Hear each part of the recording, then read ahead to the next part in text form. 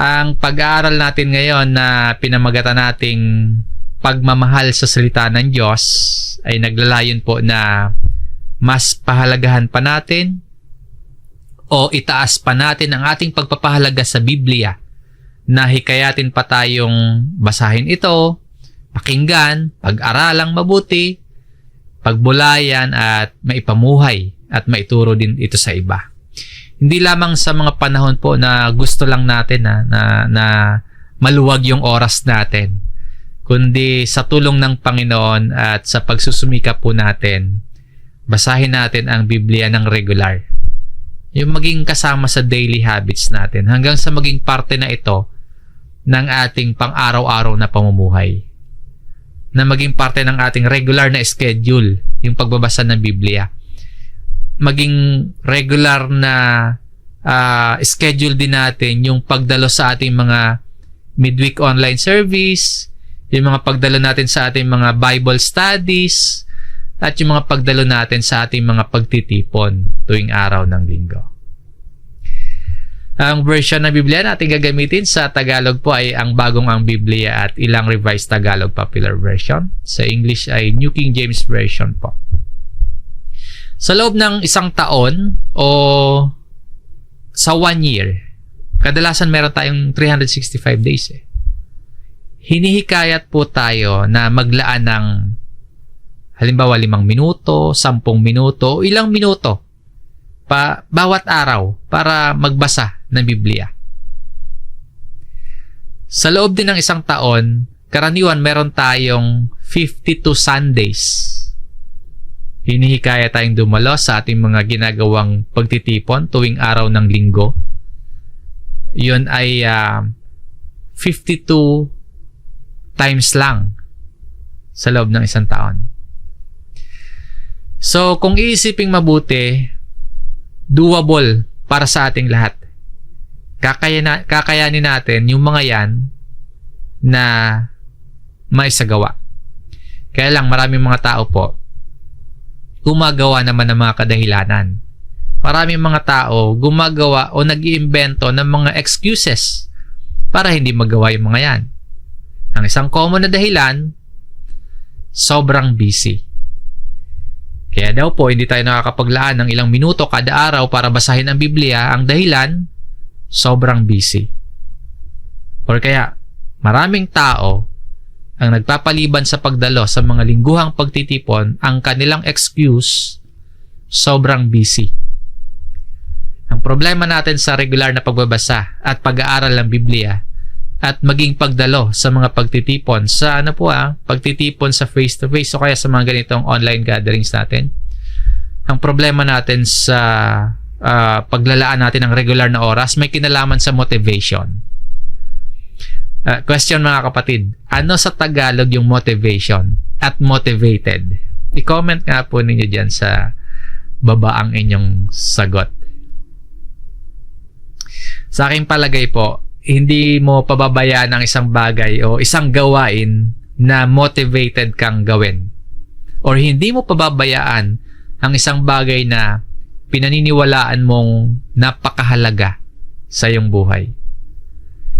Ang pagpapasya natin gawin ng isang bagay, magagawa natin o makakaya natin kahit sabihin pang sobrang abala tayo kung malakas yung ating motivation na gawin kung ano yung mahalaga sa atin.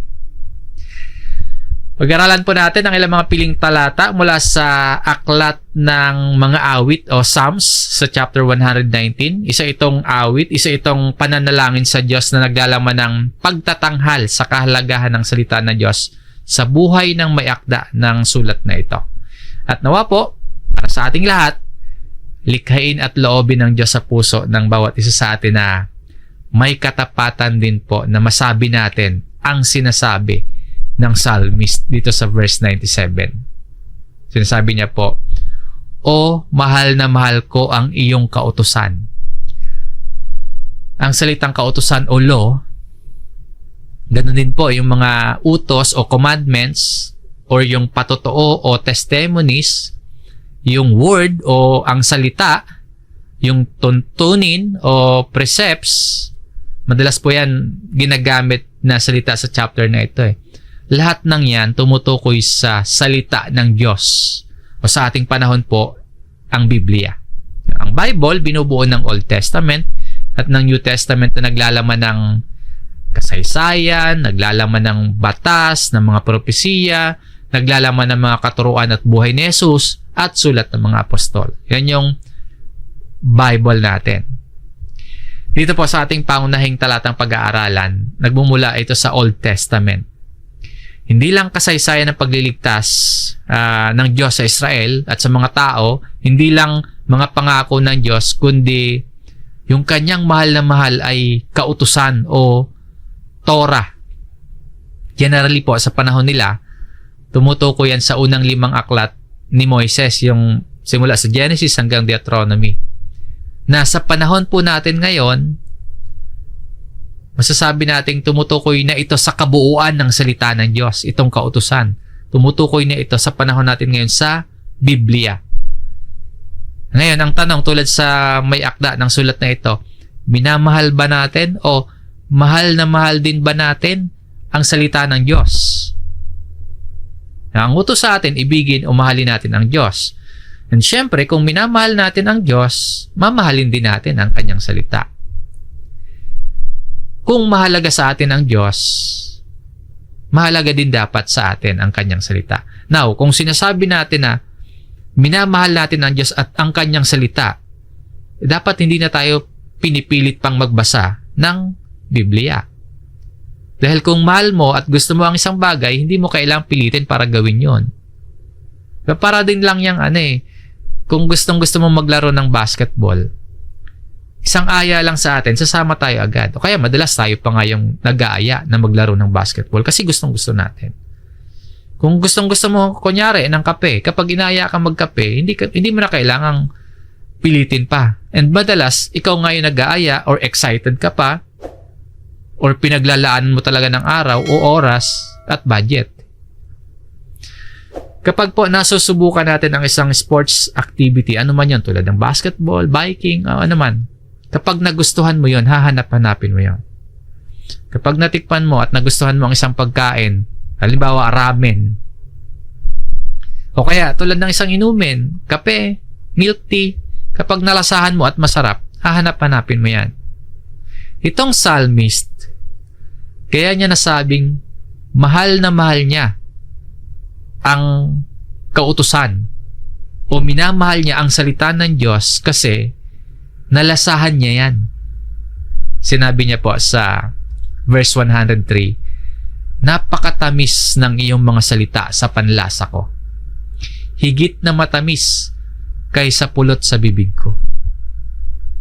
Sa panahon nila, yung honey o yung pulot, hindi lang yan pampatamis. Karaniwan, kumakatawan ang honey sa isang mahalaga at pleasurable na sitwasyon. Kaya kapag sinabing ang salita ng Diyos ay mas matamis pa kaysa honey, ang ibig sabihin niyan, mahalaga at nagbibigay kasiyahan ang salita ng Diyos. Kapag nabasa ang salita, kapag napakinggan, kapag pinag-aralang mabuti at kapag itinuturo sa iba, nagbibigay kasiyahan. Mahalaga, masarap o napakatamis. Kaya ang salita ng Diyos talaga pong dapat na ninanais ng mga mananampalataya ng Diyos.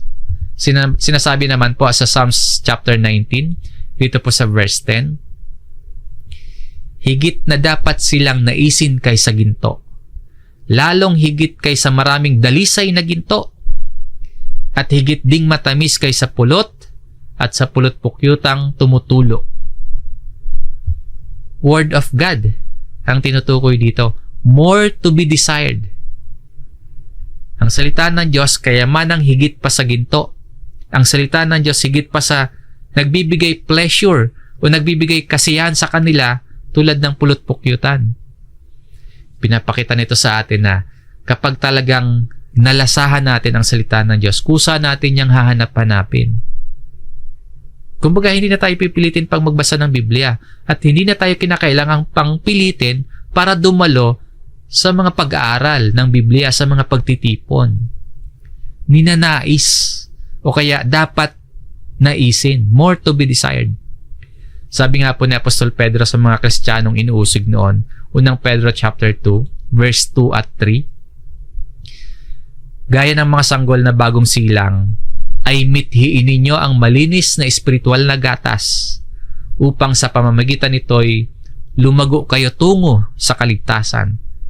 Kung natikman nga ninyo na ang Panginoon ay mabuti. Dito naman minimithi o mithiin. Mithiin yung malinis na espiritual na gatas. Yung dapat mithiin ayon dito, ito po ay ang salita ng Diyos. Kaya sa New King James Version, desire the pure milk of the word. Yung malinis na espiritual na gatas na dapat mithiin, ito po ay salita ng Diyos. Sa salita ng Diyos, matitikman natin na ang Panginoon ay mabuti. Kung palagi po at patuloy nating minimithi ang salita ng Diyos, edi palagi at patuloy din nating malalasahan ang kabutihan ng Panginoon. Mula ito, katulad ang mensahe ng talatang ito sa Psalms chapter 34. Basahin natin yung verse 8. Tingnan mo at lasapin ang kabutihan ni Yahweh. Mapalad ang mga taong nananalig sa Kanya. Paano natin makikita o matitingnan? Paano natin malalasap ang kabutihan ng Diyos? Sa pamamagitan ng Kanyang salita. Sa pamamagitan ng Biblia. Katulad dito sa may akda ng talatang ito, na kapag inilaan natin yung ating sarili sa Biblia na naglalaman ng salita ng Diyos, malalasap natin ang kabutihan ng Diyos. At kapag nakita at nalasahan nga natin ang kabutihan ng Diyos, na mapatunayan natin na ang Kanyang salita ay totoong higit na mahalaga sa mga ginto, higit na matamis sa mga pulot-pukyutan, idalangin po natin sa Diyos na ganito nga din po yung masabi natin. Tulad dito sa may akda ng sulat na ito. O mahal na mahal ko ang iyong kautusan. Ngayon po, madali namang sabihin na minamahal natin ang kautusan o minamahal natin ang salita ng Diyos. Pero habang sinasabi nating mahal at mahalaga sa atin ang Biblia, paano ba makikita sa atin itong ganitong pagmamahal sa salita ng Diyos? O mahal na mahal ko ang iyong kautusan. Paano ba natin pwedeng ipahayag sa Diyos na mahal natin ang Kanyang kautusan? Sa atin pong aralin ngayon, may dalawang kasagutan tayo mula sa Psalms chapter 119. Ang una, pagbubulay-bulay ng salita ng Diyos. Meditation, pagninilay, pag-iisip ng malalim, isang paghahayag natin na mahal natin ang salita ng Diyos. Basahin po ulit natin yung verse 97.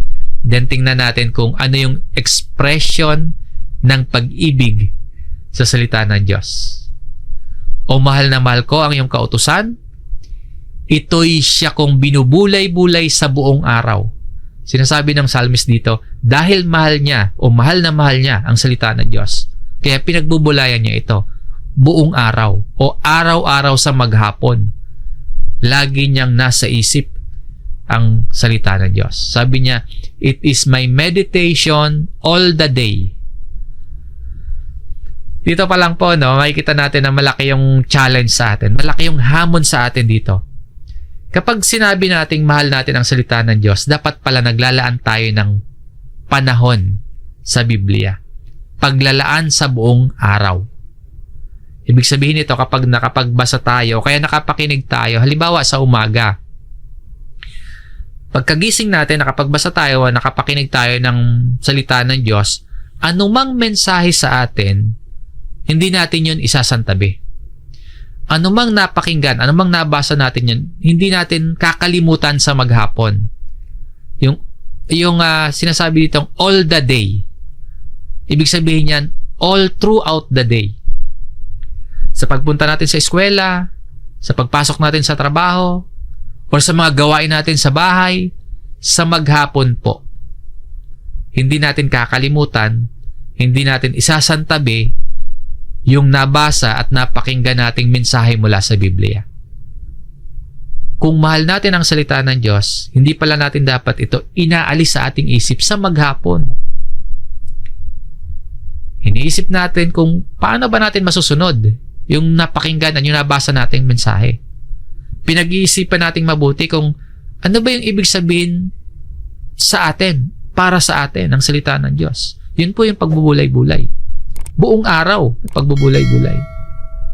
Kumbaga sa panlasa, ginunguya nating mabuti. Nilalasahan nating mabuti ang salita ng Diyos. Kapag may natikman tayong masarap na pagkain, hindi naman agad-agad nawawala sa isip natin yun eh. Gusto pa nga nating bumili ulit eh. At kung talagang masarap, sa sobrang sarap, pinapamalita pa nga natin yun sa iba. Ikinikwento pa natin sa iba. Ganon din po sa Biblia.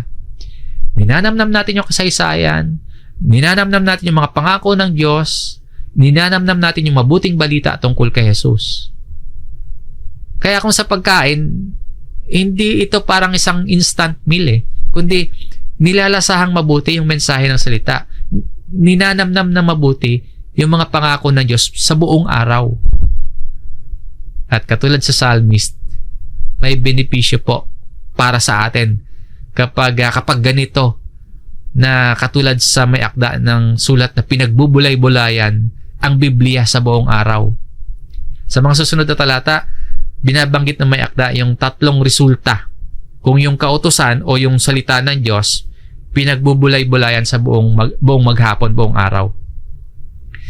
Sinabi niya dito na dahil sa pagbubulay-bulay ng salita ng Diyos, nagkakaroon siya ng higit na pangunawa, nagkakaroon siya ng higit na karunungan kaysa or kung ikukumpara sa tatlong grupo ng tao. Ano-anong grupo ng tao ang mga ito? Una, tungkol sa kanyang mga kaaway. Sa verse 98, ginawa akong higit na marunong kaysa aking mga kaaway ng mga utos mo, sapagkat ito'y laging kasama ko. Dahil ang salita ng Diyos o yung utos o yung commandments, particularly po yung kautusan ng Diyos, laging nasa kaisipan, laging nasa isipan ng psalmist. Dahil nasa isipan niya lagi ang salita ng Diyos, nagbibigay ito sa kanya ng higit na karunungan laban sa kanyang mga kaaway. Dito yung mga kaaway niya, mga mga unrighteous people, mga literal na umaaway, mga literal na umuusig sa kanya. Maaring mga taong tumutukso o tinutukso siya para lumihis siya sa kanyang landas, lumihis siya sa pagsunod sa utos ng Diyos. So para sa atin po, meron din tayong mga kaaway. Pwedeng hindi ito mga literal na may galit sa atin. Hindi lang yon. Yung masasabing kaaway, hindi mga literal lang na umaaway sa atin. Pwede din pong mga taong ginagamit ng kaaway ng Diyos para tuksuhin din tayo na sumuway sa utos ng Diyos. Para tuksuhin din tayo na lumihis sa landas ng Diyos. So pwede itong mga itinuturing nating kaibigan. Hindi literal na kaaway. O kaya maaaring mga karelasyon natin, mga taong malapit sa atin, halimbawa boyfriend natin, girlfriend natin, o kaya asawa natin na hindi mananampalataya, na inaakay tayong sumuway sa utos ng Diyos. Kapag pinipili nating pakinggan yung boses ng kaaway at hindi yung boses ng Diyos, halimbawa, tungkol sa premarital sex, o kaya tungkol sa sex outside ng kasal, kapag pinapakinggan natin yung boses ng kaaway, hindi tayo nagiging marunong, kundi nagiging mangmang pa tayo. So ngayon, paano tayo mas magiging marunong sa ating mga kaaway? So, tulad sa psalmist, kung lalabanan natin yung anumang pandaraya ng ating mga kaaway gamit yung salita ng Diyos, ay mas magiging marunong tayo o higit na marunong din tayo. Sabi po niya sa verse 11, chapter 119 pan po, iningatan ko ang iyong salita sa aking puso upang huwag akong magkasala laban sa iyo. Remember, ito yung pleasurable para sa psalmist. Matamis para sa kanya ang salita ng Diyos. So, dapat po pala iniingatan natin sa ating puso ang salita ng Diyos. Kapag isinantabi natin ang kautusan ng Diyos, kapag kinalimutan, kapag nakaligtaan nating pagbulayan ang salita ng Diyos sa buong araw, pwede tayong magkasala. Kapag hindi natin iningatan sa ating puso yung salita ng Diyos, baka dalhin tayo ng ating mga kaaway sa pagkakasala. Kapag hindi natin iningatan sa ating puso ang salita, baka gamitin ng kaaway yung karelasyon natin, yung boyfriend natin o kaya yung girlfriend natin. Gamitin yun ng kaaway ng Diyos para makagawa tayo ng pagkakasala. O kaya baka gamitin ng kaaway ng Diyos yung katrabaho natin para gumawa tayo ng pagkakasala sa trabaho, mandaya tayo, o kaya manlamang tayo sa ating mga pagninegosyo. Mangyayari ang mga yan kapag hindi natin iniingatan sa ating puso ang salita ng Diyos. Pagkakasala tayo laban sa Diyos kapag hindi natin iniingatan sa ating puso ang salita ng Diyos. So, maging marunong, maging wise po tayo. Tanggapin natin ang karunungan ng Diyos. Sabi nga po sa ating main text, ginawa akong higit na marunong kaysa aking mga kaaway ng mga utos mo, sapagkat ito'y laging kasama ko. Yung kautusan, salita ng Diyos, kapag lagi natin itong kasama, ginagawa tayo nitong higit na marunong kaysa sa ating mga kaaway. Ang ikalawa po, patungkol sa kanyang mga guro. Sa kasunod na verse 99, ako'y may higit na pangunawa kaysa lahat ng aking mga guro, sapagkat aking binubulay-bulay ang iyong mga patotoo. O kapag sinabi naman natin mga guro, usually yung tingin natin, yan yung mga taong mas marunong kaysa sa atin. Maring ito yung mga magulang natin, mga guro natin sa paaralan, o kaya mga itinuturing natin mga mentors. Kasama na din dyan yung mga tagapagturo natin ng Biblia sa ating kalipunan. Sila yung mga teachers o mga guro natin.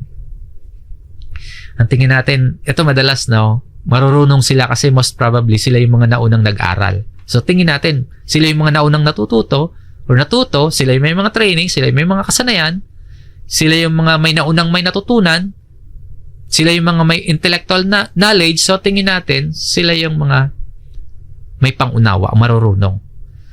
Pero sinasabi dito na may akda, yung totoong may understanding o more understanding, yung merong totoong higit sa pangunawa ng mga teachers, ay ang mga nagbubulay-bulay ng mga patotoo ng Diyos. Yung mga nagme-meditate ng testimonies o kaya nagbubulay-bulay ng mga patotoo ng Diyos. So kapag babad ka sa salita ng Diyos, nagkakaroon ka ng higit na pangunawa. Bakit po? Ang bawat bahagi po ng Biblia nagtuturo sa atin tungkol kay Kristo Jesus. Yung Old hanggang New Testament, mga bahagi na yan ay nagtuturo sa atin patungkol kay Kristo. Mauunawaan natin kung sino si Jesus. Ituturo sa atin ng Biblia na ano ba yung ginawa niya? Ano ba yung ginawa ng Panginoon para sa atin? Ano ba yung mabuting plano ng Diyos para sa atin? Kapag meron tayong ganyang kaunawaan, ibig sabihin meron tayong karunungan na totoong may pakinabang. Mahalaga po na magkaroon tayo ng pangunawa. Mahalaga na meron o kaya maraming tayong kaalaman tungkol sa kasaysayan ng mundo, sa math, o kaya sa science, o kaya sa mga prinsipyo sa buhay. Mahalaga yun. Meron tayo at magkaroon tayo ng mga pangunawa doon. Pero higit na mahalaga ay magkaroon tayo ng kaunawaan sa tunay na pinanggagalingan ng karunungan. Walang iba kundi si Jesus yon. Ang karunungan. Sabi ni Apostol Pablo sa kanyang sulat, 1 Corinthians chapter 1 verse 24. Ngunit sa kanila ng mga tinawag, maging mga Hudyo at mga Grego, si Kristo ang kapangyarihan ng Diyos at ang karunungan ng Diyos. Christ, hindi lang the power of God, kundi wisdom, the wisdom of God. Kung hindi ko kilala si Jesus, kung wala akong alam kung sino siya at kung ano yung ginawa niya, Kung hindi ko alam yung mga yon, kahit marami akong alam sa math, kahit marami akong alam sa science o kaya sa history, kahit marami akong alam sa mga bagay-bagay sa mundong ito at sa buhay ng tao, kung wala akong alam at hindi ko kilala si Jesus, mananatili akong mangmang. At mas may pangunawa ka po kung ikaw nakikilala mo si Jesus sa pamamagitan ng pagbubulay-bulay ng salita ng Diyos. Higit yung pangunawa mo kaysa sa mga itinuturing nating mga naunang natuto o kaya may kaalaman sa atin. Higit yung pangunawa mo kung nakikilala mo si Jesus. Tulad ng sinasabi ng psalmist nga dito sa Psalms 119 verse 99. Ako'y may higit na pangunawa kaysa lahat ng aking mga guro, sapagkat aking binubulay-bulay ang iyong mga patotoo. Sinasabi ng talatang ito, yung taong patuloy na nagbubulay-bulay sa mga patotoo ng Diyos, nagkakaroon ng higit na pangunawa kaysa sa kanyang mga guro. Pinapakita nito na yung tunay na karunungan, hindi lamang magmumula sa mga tao, hindi lamang nagmumula sa kaalaman ng tao, kundi ang tunay na karunungan, nagmumula ito sa malalim na pagninilay-nilay, malalim na pagbubulay-bulay at pagsunod sa salita ng Diyos. At yung ikatlo naman sa verse 100, tungkol sa mga matatanda. Ako'y nakakaunawa ng higit kaysa nakatatanda, sapagkat aking iningatan ang iyong mga salita. Karaniwan din po, ang tingin natin sa mga nakakaedad sa atin o nakakatanda sa atin, sila yung nakakaunawa sa mga bagay-bagay. Sila yung may wisdom. Halimbawa, kapag madalas kang sumasama o madalas nakikipag-usap ka sa mga elders natin sa ating church, kapag pinapakinggan natin yung kanilang mga pagsusumikap, kapag pinapakinggan natin yung kanilang mga patotoo sa kanilang pananampalataya, marami talaga tayong natututunan. Silang mga nauna sa atin o mga nakatatanda sa atin, sila yung mga experience. Kaya ang tingin natin, wise sila, wise. Pero hindi lahat ng matatanda o nakatatanda maituturing agad na mature sa karunungan. Hindi dahil maraming karanasan, automatic maalam na agad. Hindi dahil may mas maedad, automatic nakakaunawa na agad sa maraming bagay. Kasi yung iba, sa dinami-dami ng experience, sa dami ng edad niya, hindi pa rin naman natututo. Wala pa rin natututunan. Kaya para sa psalmist nga po, sinasabi niya dito, posible na magkaroon siya ng higit na pangunawa kaysa sa mga nakatatanda. Kahit bata pa siya sa edad. Kahit kulang pa siya sa karanasan sa buhay. Paano siya magiging nakakaunawa ng higit? Nagsimula siya sa pagbanggit kanina na nagbubulay-bulay siya ng salita ng Diyos. Dito naman po, kanya namang iniingatan ang salita. Sabi niya, sapagkat aking iningatan ang iyong mga salita. Kung bata pa yung edad mo, tama na matuto ka kaysa yung may matutunan ka sa nakatatanda sa'yo. Pero maari pala na yung karunungan o pagkaunawa mo ay maging higit sa nakatatanda sa'yo kung pinagbubulay-bulayan mo at iniingatan mo ang salita ng Diyos. Kapag nakakaunawa ka po ng higit sa nakatatanda, kasi mahalaga ito na makaunawa tayo. Ngayon, kapag nakakaunawa ka ng higit sa nakatatanda, maaari kang maging mabuting halimbawa na dapat tularan. Tulad dito sa talatang ito. And katulad po sa paalala ni Pablo sa nakababatang si Timoteo, kung mababasa natin yung sulat ni Apostle Paul sa 1 Timothy chapter 4, ipaalala siya doon kay Timoteo na magsikap siyang maging halimbawa sa mga mananampalataya sa pananalita, sa pag-uugali, sa pag-ibig, sa pananampalataya at sa kalinisan. Ganun yung paalala ni Apostle Paul kay Timothy. Paano ba tayo magiging mabuting halimbawa na dapat tularan? paglaanan natin ng panahon, paglaanan natin ng atensyon ang pagbubulay-bulay ng salita ng Diyos. So, dito po sa unang punto ng ating aralin mula sa verse 97 hanggang 100, ipinapakita nito sa atin yung pagmamahal sa salita ng Diyos, may ipapahayag natin sa pamamagitan ng pagbubulay-bulay at pag-iingat ng salita ng Diyos sa buong araw. Magagawa natin ito kung talagang tinuturing natin mahalaga yung Biblia. Magagawa natin ito pagbubulay-bulay. Sa limitado nating oras, sa dami ng ating pinagkakaabalahan, kung itinuturing nating pangunahin at mahalaga ang Biblia, hindi natin hahayaan na wala lang yan or kaya isinasantabi natin yan, kundi paglalaanan natin yan ng oras sa bawat araw. Kung itinuturing nating essential yung Biblia, maglalaan tayo ng ilang minuto, maglalaan tayo ng ilang oras, maglalaan talaga tayo ng panahon para basahin, para pagbulayan at ipanalangin yan. Maaaring mapigilan tayo ng mga excuses natin. Maaaring mapigilan tayo sa mga kadahilanan natin, sa mga pinagkakaabalahan natin. Ang paalala sa atin, magpatuloy tayo. Huwag ihihinto ang pagbubulay-bulay ng salita ng Diyos. Huwag hihinto ng matagal. Ituloy lang yung pag-aaral ng salita ng Diyos. Pagbulayan at pagplanuhang may apply sa ating buhay anumang mensaheng nabasa, napakinggan natin. Kapag sinimulan at dinalasan natin yung pagbubulay-bulay ng salita ng Diyos, basta saan ba makikita natin na may unti-unting pagbabago sa atin. Babaguhin ng salita ng Diyos yung pag-iisip natin.